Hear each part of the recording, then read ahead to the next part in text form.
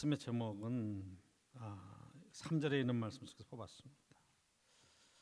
찬송하리로다 하나님 곧 우리 주 예수 그리스도의 아버지께서 그리스도 안에서 하늘에 속한 모든 신령한 복을 우리에게 주시되 하늘에 속한 모든 신령한 복을 우리에게 주셨다. 이렇게 지금 쓰고 있어요. 저 여러분들은 복 받은 사람이에요. 왜냐하면 하나님께서 그리스도 안에서 우리에게 복을 주셨기 때문에. 복의 근원이 되시는 하나님께서 우리를 복된 존재로 지으시고 축복하시며 이 땅에 복의 근원으로 복의 전달자로 살게 하셨어요. 너를 통해서 세계 모든 민족이 복을 받으리라 아브라함을 부르셔서 말씀하시는 하나님의 축복이 우리를 통해서 이 복이 넘쳐나기를 원하고 그리스도를 통해서 우리에게 전해준 귀한 말씀을 복음이라 복된 소식이라 하늘에 속한 신령한 복을 우리에게 주셨다. 그렇게 오늘 말씀을 쓰고 있는 것을 보게 돼요. 그래서 이 복이라고 이야기할 때에 우리가 세상에서 말하는 그런 다양한 복과 성경에서 하나님께서 말씀하시는 복의 내용들이 조금 관점이 달라요. 그래서 그 부분을 에베소에 지금 사도 바울이 편지를 보내면서 너희가 얼마나 복된 존재인지, 에베소는 특별히 교회에 관한 이야기를 쓰고 성도에 관한 이야기를 쓰고 있는데, 교회가, 성도가 이 땅에서 하나님의 축복의 근원이 되고 축복의 통로로서 어떤 삶을 살아갈 수 있는가 하는 것에 대한 이야기를 아주 구체적으로 잘 쓰고 있는 것을 보게 돼요. 그래서 에베소는 교회론에 관한 이야기를 쓰고 있다 이렇게 얘기하면서도 이 교회는 하나님의 축복된 장소고 축복받은 사람들의 모임이라 이렇게 지금 이야기하고 있는 거죠. 교회는 에클레시아라고 그래요. 세상으로부터 불러내어서 하나님의 복의 근원이 되게 하시고 복의 그런 무리로 만들어주신 귀한 은혜를 이야기하고 있는 것을 보게 됩니다. 오늘 본문에서는 이 하늘에 속한 신령한 복이 세상 복과 어떻게 차이가 나는가 하는 것도 분명히 우리에게 말씀해 주시는데 4절 보면 창세전에서부터 그리스도 안에서 우리를 택하셨다. 창세전에서부터 우리를 택하셨다. 이게 축복이죠. 하나님 앞에 우리 앞에 거룩하고 흠이 없게 만들어 주셨다 이야기하고 있고, 그 다음에 여러분 5절에 보면 그의 자녀들이 되게 하셨다. 할렐루야. 그리스도로 말미암아 자기의 아들들이 되게 하셨다. 성경은 아들들이라고 표현하지만 여러분 딸들도 마찬가지. 요한복음에는 자녀들이 되게 해주셨다. 하나님의 아들, 딸로 되게 해주셨다. 이 굉장히 큰 복이에요. 그러니까 복의 출발점이 하나님의 자녀가 된 것에 대한 축복. 그래서 이 땅이 거룩하고 흠이 없게 인생을 살 수 있도록 하나님의 은혜를 베풀어 주셨다는 이야기를 쭉 쓰고 있죠. 출발에서부터 시작해서 조금 더 말씀을 내려가서 보면 우리의 모든 죄와 허물들을 사하시며 죄사함 받게 하시고 하나님의 거룩한 기업이 되게 하셨다 하는 거예요. 이 모든 것들은 세 번 강조해서 하는 것이 하나님의 영광의 그 은혜를 찬양하게 하려고 찬송하게 하려 하심이라 쓰고 있죠. 그래서 오늘 이 말씀을 근거로 해서 에베소에서 우리가 꼭 취해야 될 것은 하나님의 귀한 축복을 받았는데 하늘에 속한 신령한 복을 우리가 받았을 때 첫 번째 얘기하는 것이 바로 하나님의 자녀가 되는 복이라는 거예요. 자, 하나님은 우리를 이 땅에 복된 존재로 만들어 주셨어요. 그래서 창세기 1장에 보면 하나님이 세상을 말씀으로 막 지으시죠. 그리고 맨 마지막에 모든 준비로 다 창조하신 뒤에 사람을 지으실 때 남자와 여자를 지으셨어요. 하나님의 모양, 하나님의 형상을 따라 남자와 여자를 지으시고 그 다음 말씀이 복 주시며 복을 주시되 복을 주셨어요. 창조하신 데 복을 주셨어요. 생육하고 번성하라, 땅에 충만하라, 땅의 모든 것들을 다스려라. 그러니까 창조하신 뒤에 제1성이 복을 주신 거예요. 복을 주시며 생육하고 번성하라. 그리고 그 모든 창조를 보신 뒤에 하나님이 보시기에 심히 좋았더라. 그렇게 창세기 1장 31절에 말씀하고 있는 것을 보게 돼요. 그러니까 하나님이 지으신 것은 너무 보기에 좋았다. 하나님 보시기에도 너무너무 좋았다. 복되게 지으시고 축복하시며 너무 좋다 너무 좋다. 그렇게 창조의 이야기를 1장에 마감하고 있는 것을 보게 돼요. 그러니까 저 여러분들이 이 창조의 축복, 우리가 태어날 때서부터 하나님이 이 땅에 우리를 보내실 때부터 우리는 참으로 복된 존재로, 아름다운 존재로 생육하고 번성하고 정말로 세상 속에서 많은 것을 다스려갈 수 있는 은혜의 자리로 우리의 삶을 축복하시고 불러주셨는데, 문제는 창세기 2장 3장 넘어가면서 이 땅에 왜 죄가 들어왔는가 하는 것에 대한 이야기를 쓰고 있죠. 왜 이런 불행이 들어오게 됐는가? 왜 이 복된 존재가 그 축복의 땅에서 쫓겨나서 왜 유리방황하며 가시덤불과 엉겅퀴와 많은 질병과 고통 속에서 살게 되었는가 하는 이야기를 쓰고 있는 거예요. 그렇죠? 그러니까 이게 복이 회복되려면 하나님께로 돌아가야 되는 거예요. 그렇죠? 하나님께로 돌아가자. 그러니까 구약성경 이야기는 계속 이야기를, 제사를 통해서 하나님께 나가기도 하고 또 예언자들을 통해서 하나님께 돌아가야 된다고 하고 하나님 앞에 나아가자고 계속 얘기하는 거예요.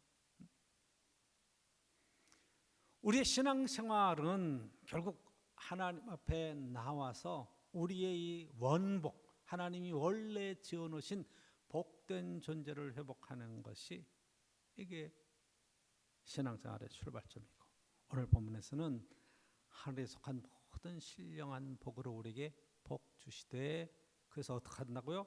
하나님의 자녀가 되게 하셨다.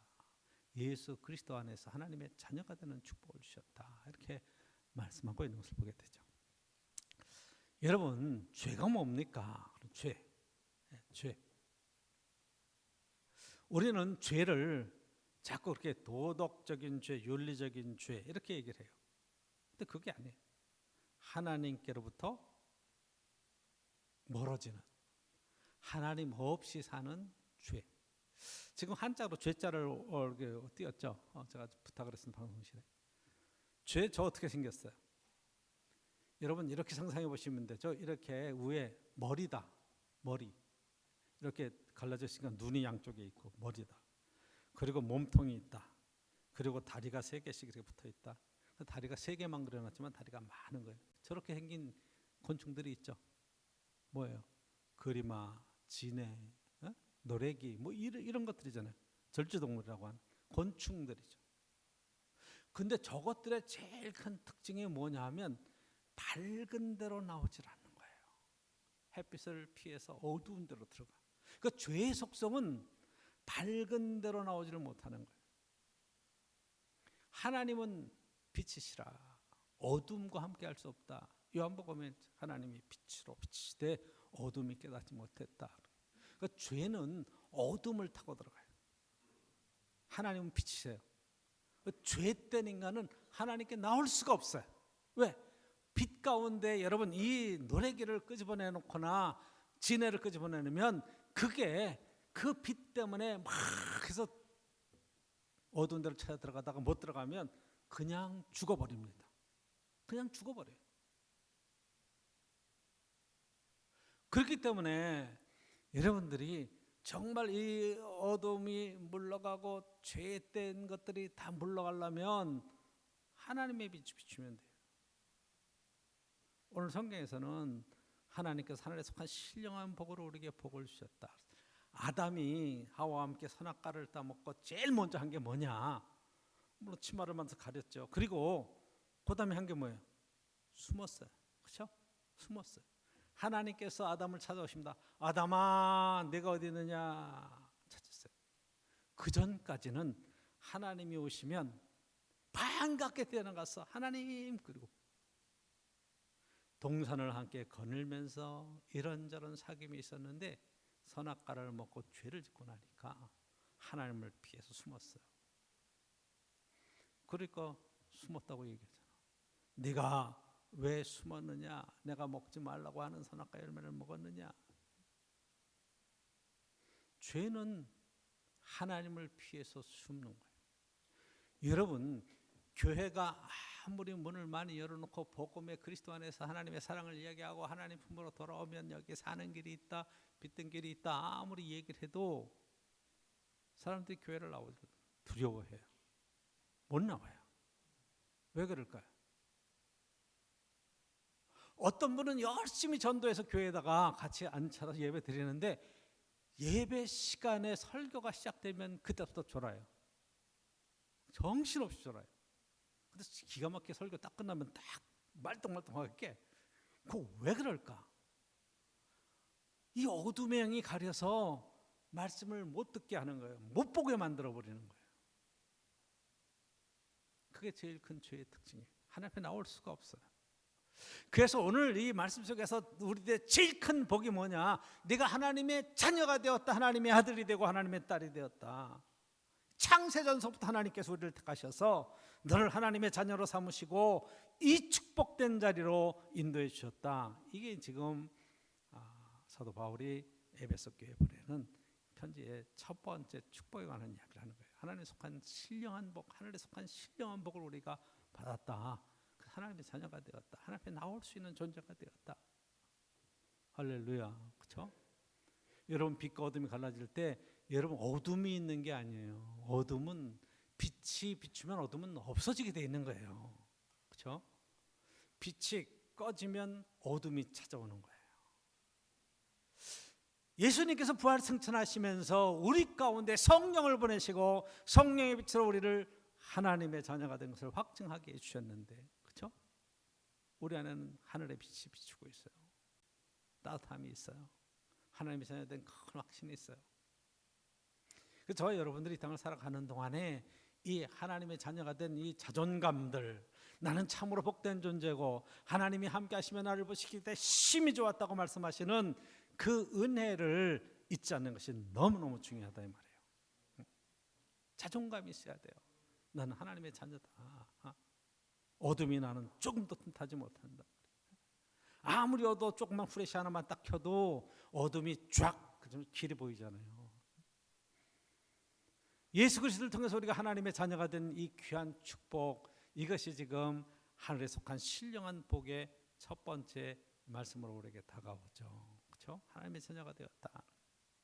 여러분, 이 땅에 하나님의 자녀가 사는 삶의 모든 여정 속에 하나님이 책임지시고 보호하시며 인도하시는 축복이 있습니다.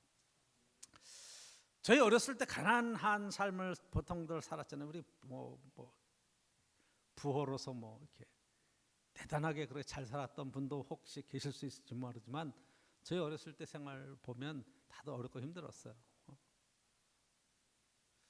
근데 그런 생각은 혹시 안 해보셨어요? 난 왜 이렇게 어려운 집에 태어났는가? 다른 친구들은 잘 사는데. 재벌집의 자녀들로 여러분들이 다시 태어날 수 있으면 좋겠지만 그 삶 자체가 비교가 안 되잖아요. 저 집 자녀들은 얼마나 좋을까? 나는 왜 이렇게 가난할까? 그런 생각들을 혹시 해보셨다면, 그런 생각이 혹시 들어봤다면 우리가 하나님의 자녀라고 하는 것을 한번 대비시켜 보세요. 천지를 지으시고 운행하시는 이 모든 것의 주인이 되시는 하나님, 그렇죠? 조그만 빌딩 하나만 있어도 지금 부럽지 않게 산다고 이야기하는 세대를, 이 세계를 지으시고 이 세계를 주장하시며 주인이신 여호와 하나님의 자녀가 되었다 하는 것이 이 실감이 돼야 되는데, 그게 기쁨이 되고 감사가 되고 감격이 돼야 돼. 정말 그런 자존감이 내 속에 있는가? 그것에 대한 기본적인 질문을 드리는 거예요. 열심히 여러분 살아가는 동안에 때로는 힘들고 어려운 일을 만날 때 하나님 아버지 앞에 기도해야 돼. 그렇죠? 로마서에 보면 말할 수 없는 탄식으로 우리가 마땅히 빌 바를 알지 못할 때에도 성령께서 우리 속에서 우리를 위해서 대신 간구하신다고 그러잖아요. 내가 마땅히 빌 바를 알지 못할 그때에도 성령께서 내 속에서 하나님께 내 형편과 처지를 간구하고 계시는 그 상황, 이 하나님의 자녀가 누리는 축복이랍니다. 하나님은 다 알고 계시죠. 그렇죠? 내 작은 신음에도 응답하시는 놀라운 은혜를 베풀어 주신다는 말이죠. 여러분, 이 땅에 주님과 함께 살아가는 삶의 여정이 사실은 천국의 삶을 살아가는 거예요. 그렇죠? 하나님의 자녀로 살아가는 것이 천국이잖아요. 자꾸 우리가 없는 것, 힘든 것, 어려운 것 가지고 원망과 불평 우리 속에 자꾸만 넘쳐난다면 그것은 여러분 천국을 포기하고 지옥의 그런 어둠에 사로잡히는 거죠. 우리가 이 땅을 다 살고 하나님 앞에 갈 때에, 천국 갈 때 여러분 어떻게 갑니까? 예수 그리스도의 십자가의 공로로 죄사함을 받고 구원함을 얻었으니 천국 간다, 우리는 믿음으로 간다 이렇게 얘기하지만 여러분 오늘 본문의 말씀을 그대로 적용해 보면 하나님의 자녀는 아버지 집에 가는 거예요. 요한복음 14장 예수님께서 뭐라고 그래요? 너희는 염려하지 말고 근심하지 마라. 내 아버지 집에 거할 것이 많다 그러죠. 저 여러분들이 하나님 나라에 들어갈 때 아주 쉬워요. 천사들의 인도함을 받았어. 하나님 앞에 아버지 저 왔어요. 그러면 들어가는 거예요. 할렐루야. 그렇죠? 아버지 저 왔어요. 뭘 했냐, 뭘 잘했냐, 잘못했냐, 신앙생활 어떻게 했냐 이런 것들에 관한 얘기가 아니에요. 존재에 관한 이야기라 이 말이에요. 내 삶의 인생 속에 하나님이 베푸신 그 큰 은혜로 아버지 그러면서 들어가면 끝나는 거예요. 그래서 로마서에도 분명히 이야기하잖아요. 우리 성령을 주셔서 우리를 하나님을 아버지라고 부를 수 있게 하셨어요. 놀라운 은총이죠. 하나님의 자녀가 되는 놀라운 하늘에 속한 신령한 복으로 우리에게 복 주시되 복을 주셨어요. 하나님의 자녀가 되는 놀라운 축복을 베풀어 주신 겁니다. 그렇죠? 5절 그 기쁘신 뜻대로 우리를 예정하사 예수 그리스도로 말미암아 자기의 아들들이 되게 하셨으니 아들들이 되게 하셨다. 두 번째로 여러분이 오늘 본문에서 보는 것처럼 7절에 있는 얘기죠. 우리는 그리스도 안에서 그의 은혜의 풍성함을 따라 그의 피로 말미암아 속량 곧 죄사함을 받았느니라. 하늘에 속한 신령한 복이 두 번째 얘기하는 것은 그리스도 안에서 죄사함, 그 피로 말미암아 십자가의 은혜를 통해서 우리의 죄를 사함받고 우리가 하나님과의 관계가 이 막힌 담이 헐어지고 하나님과의 관계가 회복되고 에덴 동산에서 쫓겨난 것들이 에덴이 회복되고 하나님 안에서 누리는 복된 인생의 삶으로 바뀌어졌다. 죄 사함을 받았다. 자, 이제는 죄로 인해서 하나님을 피해던 인생들이 하나님 향해서 나올 수 있는 존재로 바뀌어진 거예요. 그래서 오늘도 저와 여러분들이 이 교회를 향해서 자원하는 마음으로 기쁨과 감사한 마음으로 예배드리러 나올 수 있었다. 하나님 앞에 놀라운 축복입니다. 하나님의 은혜를 입은 거예요. 이 복을 받은 거예요. 여러분 아무나 복을 받을 수 있는 것이 아니라 이 말이에요. 그리스도 안에서 우리의 그 피로 말미암은 죄사함의 은혜를 받았다. 이렇게 말씀하고 있어요. 8절에는 뭐라고 쓴 거 하니 이는 그가 모든 지혜와 총명을 우리에게 넘치게 하셨다. 모든 지혜와 총명을 우리에게 넘치게 하셨다. 여러분 예수 그리스도의 십자가로 인해서 우리의 죄를 용서하시고 구원하시는 구원의 도리 이야기하면 여러분 이게 믿어지질 않아요. 헬라인들에게는 어리석은 거, 유대인들에게는 저주받은 거예요. 십자가에 나무에 달린 십자가. 말도 안 되는 얘기죠. 제가 처음 교회에 나왔을 때 얼마 지나지 않았으면 이제 바로 이거를 이야기하잖아요. 목사님도 설교를 했어요. 예수 그리스도의 십자가에 우리의 모든 죄를 용서하시고. 그때 딱 드는 생각이 2000년 전에 유대 땅에서 33살의 청년이 십자가에 죽은 거예요. 2000년 전에. 그렇죠? 그때 죽은 게 지금 나랑 무슨 상관이 있어? 아유, 말도 안 되는 소리네. 그 생각이 처음에 슉 들어오더라고요. 안 믿어져요. 그걸 어떻게 설명을 해? 2000년 전에 예수님이 십자가에 죽으셔서 피 흘려서 내가 죄사함을 받고 이제 용서함을 받고 하나님의 자녀가 되었다. 말이야 이게 뭐야? 안 믿어져. 그런데 영적인 성령 안에서의 그런 체험을 통해서 그게 실제로 고백되어지는 데는 전 2년이라는 시간이 지난 뒤였어요. 지금 여러분 세상 사람들에게 교회에 대해서 이야기하면 교회를 무슨 세상의 무슨 기업처럼 무슨 그런 것처럼 생각하는 사람들이 많아요. 증거 집단이라 이렇게 생각해요. 근데 여러분 예수 그리스도를 정말로 그 은혜 가운데 영접하고 그 죄 사함의 은혜를 경험하고 그런 축복 속에 세워진 그런 은혜 가운데서 우리가 한번 경험해 보면 놀라운 은총이죠. 그 하나님이 예수 그리스도를 통해서 이 땅에 인간의 몸을 입고 오셨다 선언. 그렇죠? 예수 그리스도는 눈에 보이지는 하나님의 형상이 이 땅에 눈에 보이는 우리의 모습으로 찾아오시고 인간의 모습으로 찾아오셔서 이게 지금 성경 전체에 흐르고 있는 구원의 역사를 아주 일목요연하게 예수 그리스도의 십자가를 통해서 우리에게 말씀해 주시는데 그게 믿어진다.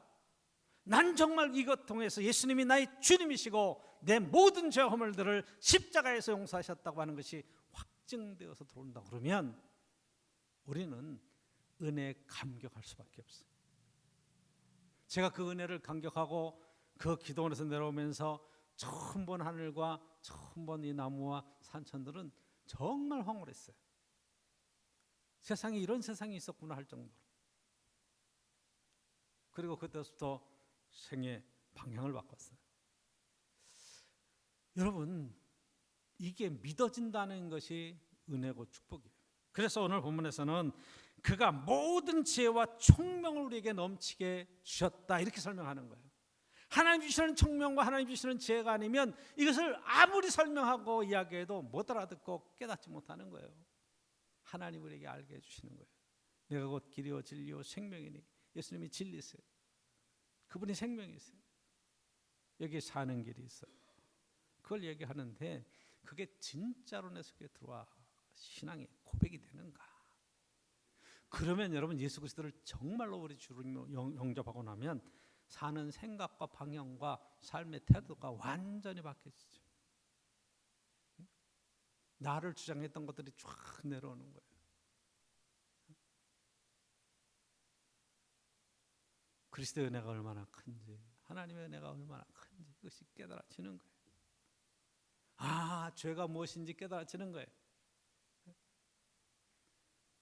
저도 예수 그리스도를 만나기 전까지는 죄 안 짓고 사는 사람이 어디 있어? 다 죄인이지.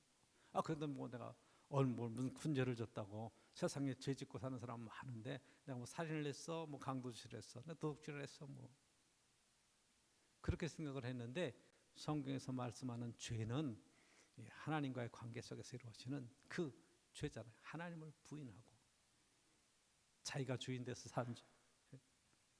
내 인생 내가 내 멋대로 살면서 내 인생의 주인이 나라고 생각했던 그런 모든 것들이 죄라고 이야기하잖아요. 하나님이 계시구나. 내 생명의 주인이 계시구나. 깨닫고 나니까 신앙 고백이 달라지는 거예요. 하나님의 음성을 듣기 시작을 하는 거예요. 그렇죠? 말씀이 하나님의 말씀으로 다가오는 거예요. 옛날에는 좋은 이야기, 목사님 이야기를 말씀을 설교를 들으면 생명의 말씀, 하나님의 말씀이 아니라 목사님을 통해서 오늘도 좋은 말씀 듣겠습니다. 이렇게 얘기해요. 근데 좋은 얘기가 아니에요. 이게 생명이 달린 이야기예요. 하나님 주시는 지혜와 총명으로 여러분들이 정말로 하나님의 뜻이 어디에 있는지를 분별할 수 있고 내가 지금 이 일을 해야 되는지 말아야 되는지 이런 것도 다 깨닫게 되고 어떤 판단에 있어서 저와 여러분들이 바른 판단을 내릴 수 있어요. 많은 이단들은 예수 그리스도에 대한 잘못된 해석과 잘못된 판단들로 영적인 걸 흐리게 해요. 그래서 거짓말을 하고 막 나쁜 짓을 해도 그게 하나님 안에서 다 뭐 죄사함 받았다, 용서함도 했다, 뭐 이렇게 표현을 하죠. 여러분 그렇지 않아요. 그리스도 안에서 죄사함을 얻고 나면 관계가 회복되면서 이 관계 속에서 죄 지을 수 없는 상태로 우리의 마음, 양심을 돌려놓는 거예요. 그래서 여러분 함부로 행동하지 않는 거예요. 왜 원망과 불평을 안 하는가? 그렇기 때문에 그런 거예요. 이스라엘 백성들이 여러분 출애굽해서 하나님 앞에 구원함을 받고 여러분 10가지의 큰 기적을 경험하고 홍해를 가르면서 광야로 나왔어요. 자, 하나님께서 만나를 먹이시고 메추라기를 주시고 구름기둥과 불기둥으로 인도해 주시면서 가나안 땅을 향해서 약속의 땅을 향해서 가잖아요. 근데 그 가는 가운데 원망과 불평 때문에 못 들어가잖아요. 가나안. 그렇죠? 원망과 불평이 눈에 보이는 구름기둥과 불기둥으로 인도함을 받아도 어디서부터 안 되면 내 속에서부터 하나님 주시는 지혜와 총명이 아니면 감당이 안 돼요. 모세 율법으로 안 되는 거예요. 그래서 지금 사도 바울은 계속 이게 안 된다는 거예요. 율법으로 안 된다, 무슨 행위로 안 된다 하는 이야기는 내 안에 예수 그리스도를 통해서 진실한 이 믿음에 관한 고백이 있지 않으면 죄사함의 역사, 하나님 주시는 지혜와 총명이 아니면 안 된다는 거예요. 자, 이것 주셔서 어떻게 우리를 만들어 주시는가?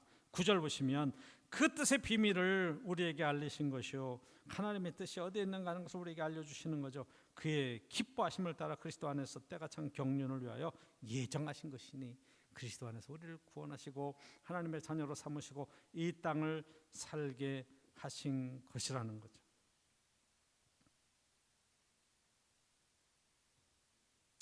11절 보시면 모든 일을 그의 뜻의 결정대로 일하시는 이의 계획을 따라 우리가 예정을 입어 그 안에서 기업이 되었으니, 기업 무슨 사기업 공기업 하는 그런 기업이 아니라 이것은 상속자라는 뜻이에요. 그렇죠? 아들이면 자녀면 상속자잖아요. 뭘 상속해요? 하나님 나라를 상속하는 거예요. 그래서 예수님께서 뭐라고 그래요? 회개하라, 천국이 가까이 왔느니라 그러죠. 두세 사람이 내 이름으로 모인 곳에 내가 너희와 함께 있겠다 말씀하시죠. 천국이 어디에 있다? 여기 있다 저기 있다 아니라 너희 가운데에 있다. 이미 하나님 나라가 우리에게 임하셔서 내 안에 지금 천국이 이루어지고 우리 사이 속에서 천국이 이루어지고 그것을 경험하는 삶의 기업이 되게 하신 거예요. 이 축복을 저 여러분들이 함께 누려갈 수 있기를 간절히 축원합니다. 하나님의 기업이 되었어요. 이 기업은 나만 누리는 것이 아니라 아브라함을 부르시면서 너를 통해서 모든 민족과 모든 족속이 이 복을 받게 될 것이다. 복을 함께 나누는 거예요. 베푸는 거예요. 그렇죠?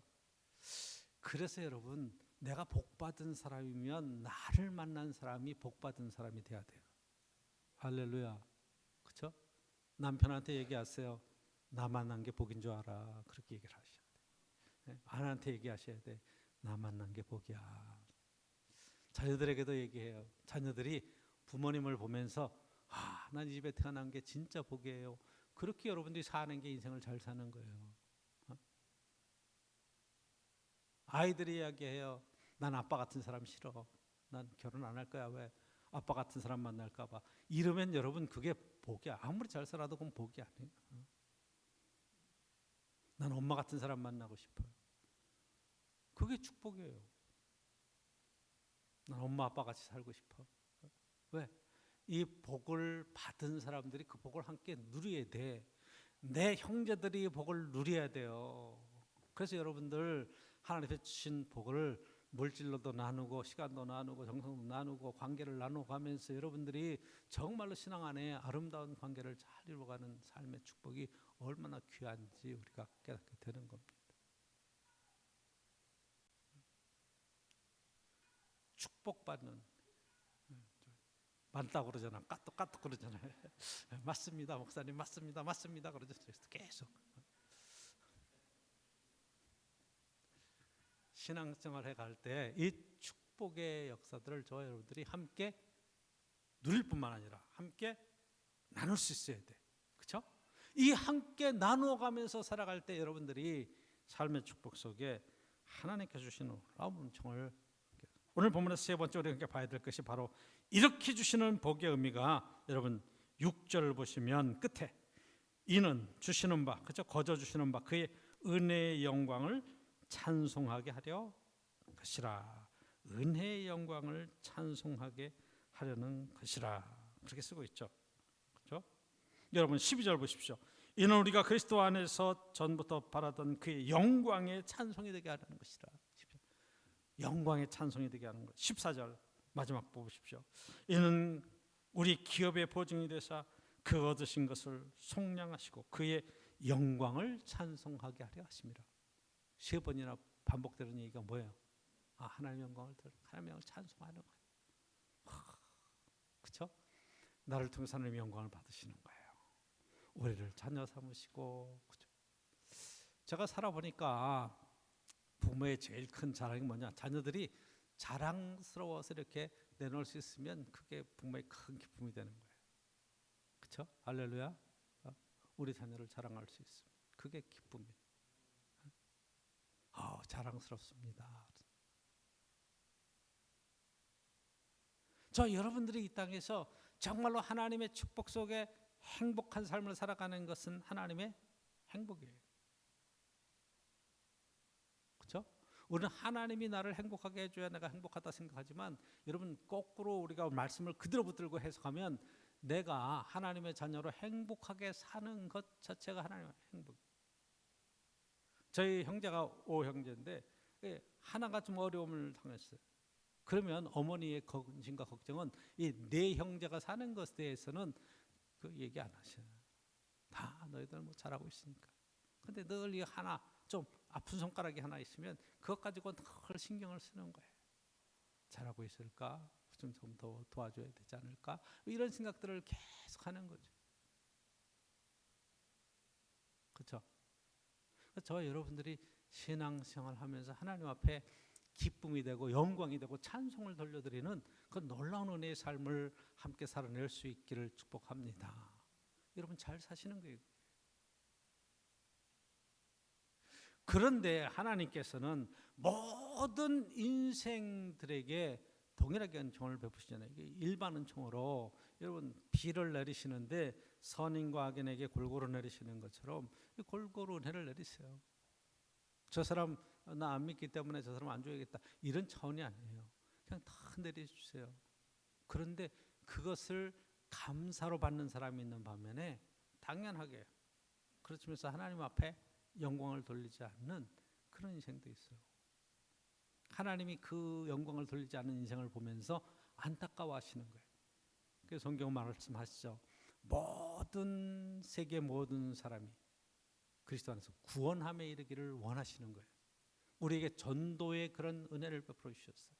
이 사명을 주셔서 우리가 예수 그리스도의 이 복음을 전하면서 기쁜 소식을 전하면서 하나님 안에서 구원받는 백성들에 관한 메시지를 계속 주시는 거예요. 이 기쁨을, 이 축복을 너만 누리지 않고 함께 누리기를 원한다. 저 여러분들이 식당 좋은 데 가서 정말 싸고 맛있어요. 제가 그런 식당을 발견하면 우리 장로님들이랑 권사님들한테 우리 식사할까요? 맛있는 게 사드릴게요. 그리고 가서 같이 식사를 하죠. 음식점 하나만 좋아도 우리는 소문내고 들어가요. 왜? 너무 좋으니까. 그런데 저와 여러분들이 예수 그리스도 안에서 이 복음의 귀한 은혜를 입고 내가 축복받고 살아가는데 나만 누릴 거야, 이거 안 돼. 너는 얘기 들어도 못 알아들어. 그런다 그러면 여러분들의 신앙생활이 하나님이 원하시는 자리에 세워지지 못하는 것이에요. 귀한 하늘에 속한 신령한 복을 우리가 풍성히 받고 살아갑니다. 이 복이 여러분들의 가정과 이웃들 속에 아름답게 그렇게 드러나기를 원하고, 축복이 널리 퍼져가면서 그리스도의 귀한 복음의 소식들이 올해 연말까지 여러분의 주변에 풍성해지기를 간절히 축복합니다.